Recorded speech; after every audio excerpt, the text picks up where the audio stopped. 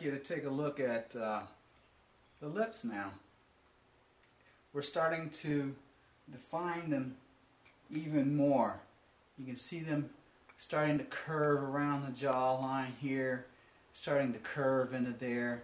We're starting to even form this part of the cheek in here. Starting to form this part of the cheek. And you can see the chin starting to develop here as we work our way into the bottom of the lip. Now remember, we're starting our lines here now, so it's important when we're carving to follow these lines on down. Follow these lines on down. Curve them around and in, up and around. And we can start to see how this piece is going to develop. Now we have stopped here in the last video. Now while we're working ourselves around, we're going to work this edge in. Work this edge in and down. And we're going to work this edge in and down. And we'll start to see how this mouth is starting to form as we work these ends. Now it's all about wearing away. When we started out, we have like 3 inches of wood to work with. So the thing is the more depth we get, the more curve we can get, the more dimension we can define, and the more real we start to look as we get dimension, depth, and width on this. So now, as we move along here, you can see how the mouth is starting to shape and how these jaws are starting to shape. We're going to make these even deeper as we go along. But what I want to do now is start contouring this area here, contouring the chin area and the cheekbone area. So what I'm going to use now is this power rasp that I use.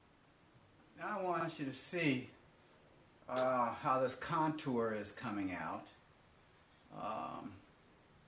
See how this is getting more defined. This is getting more shaped in here. Okay, the mouth and the chin are starting to get defined now. Okay, now we can see how the nose is going to work in terms of bringing this even more down, straightening it out, flaring out the nostrils some more as we work it down.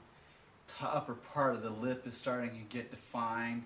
We're going to even be able to bring these lips out more and down some. We're going to curl these lips down and around and out and up.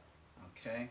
Now what I'm going to use to curl these lips, work from the inside of the mouth up.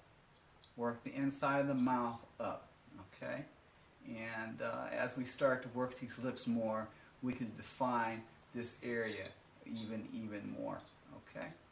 All right.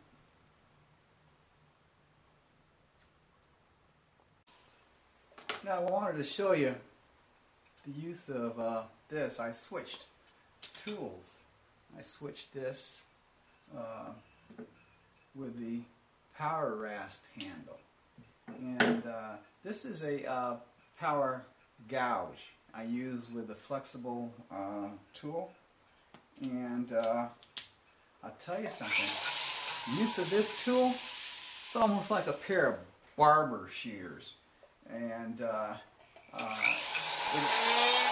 you get the lines to this, you can even more define the lines with a lot of control. I showed you these in the beginning.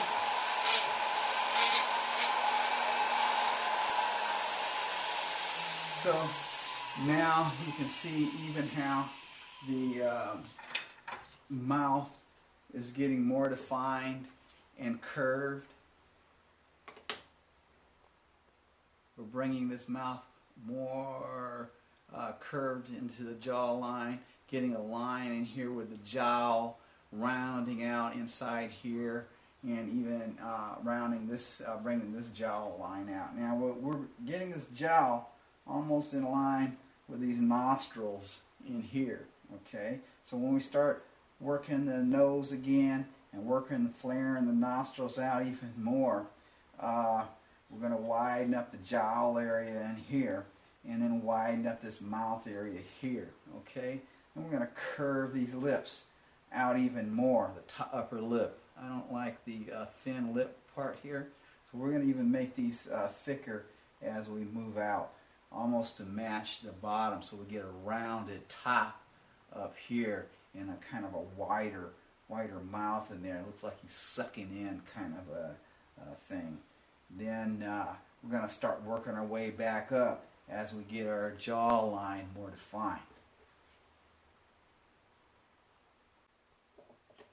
Hi, I'm back again. I wanted to show you where we are now.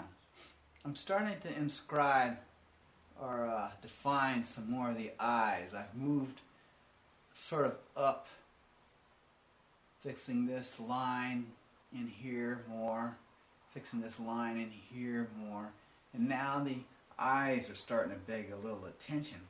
And I'm starting to define these bags under his eyes a little bit more. And as we move along, they're getting rounded, putting a round edge down into this part here, and even rounding inside here from the top of the eyelid. There's a little ridge here, and then I'm rounding this part in here more to form a bag under the eye. And what I want to do is bring this down some more, so this bag is even more defined in here, okay? And I'm going to do that to the other side. Right now it looks rather thin, so I'm going to bring this down some more, and this bag down here is going to even get more defined. And as we look at it, we're getting a little bit more character to this face. These lips will even have to come out, get more defined. Now, when we're talking about more defined and more rounded, we've got lots of wood in here, lots of wood to play with. So we just take it down the lines as. Now, as we look at this, I'm working this portion of the top cheekbone down, so it's going to form like a shelf to support this baggy eyeball here. Now take your time when you're working this shelf and maintain the curve down and around and down here. Just take your time, be patient with yourself. One of the edges may be cross-grained, so make sure that your tools are sharp so you can develop this shelf here. Okay, now you start to look at this piece here. Let's look at the eyes. We've got the shelves of the eye, bottom part of the eyelid starting to form here. We've got the bag starting to form underneath the eyelid, bottom eyelid. What I like to have happen is I want these eyes to curve around more and come down some more here. I want them to curve around more and come down. So these are going to need to be worked in our next session. The other thing is how we're working the mouth. We've just started on the mouth. I want the lips to be more defined. So we're going to be working these lips from the inside and curving them around.